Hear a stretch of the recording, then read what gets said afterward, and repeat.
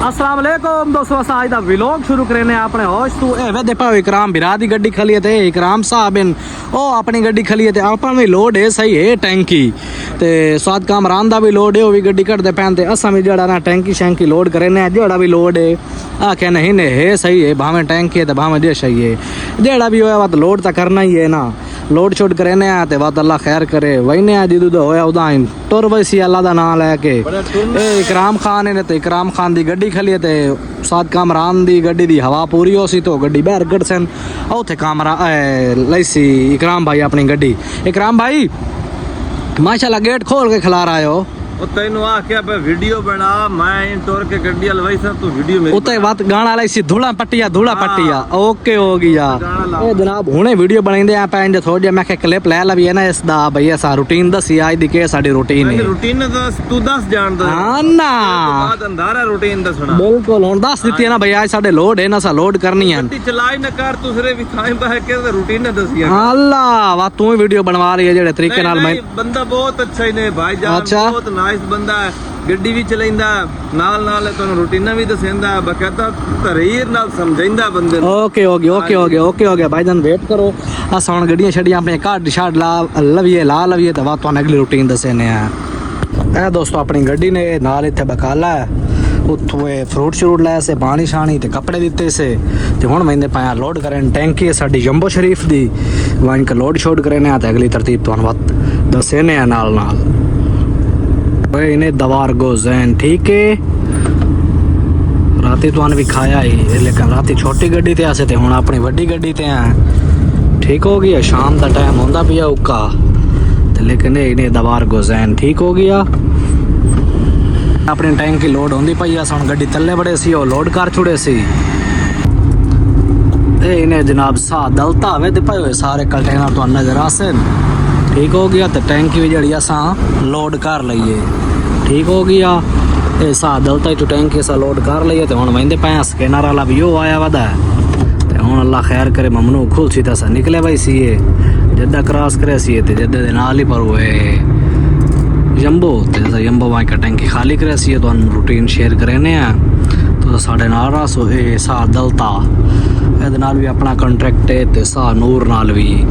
सा नूर च साढ़े कंटेनर शल्टेनर आउंदे न ते ए दलता है इस दे विच भी ठीक हो गया ते अपनी गड्डी हो गई इन तुसा जानदे पहचानदे भी हो अगे भी दोस्तों असा टैंकी माशाल्लाह लोड कर लईए मैं आख्या चलो टायर शेयर चेक कर लवीए वजन भी कौन सारा है ते ए हाले लाख दा जेड़ा ना इन्हां दा भी जेड़ा मुखालफत 3000 दा ए वेदे पायो इन खले होंदे ने ए इंज ना फिरी में ता ए भी फेर लवीए हुण लाख हो गया कंटेनर ठीक हो गया ते टायर शेयर भी माशाल्लाह ठीक है बेहतरीन है हर चीज़ ये ला के सब फेर लवी है बात इंशाल्लाह निकलते हैं आगे अगला रात दे उत्ते वन खलोने हैं जड़ा ना ते वादी में ममनू खुल सी तो बात अल्लाह तवक्कल निकले भाई सी ये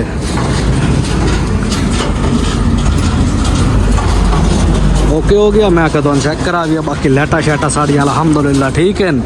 वो भी चेक हो गई सारी हर चीज़ की तसल्ली हो गई तो वही ने आगा कि डीजल शीजल पर वैसी है निकल के बाकी अल्लाह का नाम लैके इंशाल्लाह निकले वैसी है टैंकी अस जड़ा ना लोड करके आ गए हैं इतों जो डीजल पवाना सिर्फ 100 रियाल का बिल्कुल कोई नहीं वदा तो बाकी बात अगर वहाँ के किसी सास को मोते तो अस पवेंदे होने यानी कि मक्का क्रॉस सॉरी मदीना रोड ते चढ़ के सीधे होके तो उत्थे सास को उत्थों पवाई सी है इतों वैसे 100 रियाल का सिर्फ डीजल पवाना है ते बस 2 गड्डियां खलियां उन्होंने तो बाद अपना नंबर है डीजल पवाने आते बाद इतना ताई टाइम ही होया खला निकले वही सी बैरो बैर दोस्तों वे दे पे वसा बड़े वदे आ जनाब जद्दा शहर जिने समझो ए वेख लो ए क्रॉस करेंदे जेड़ा है ना ने समझो 10 बजे पूरे बड़े आसे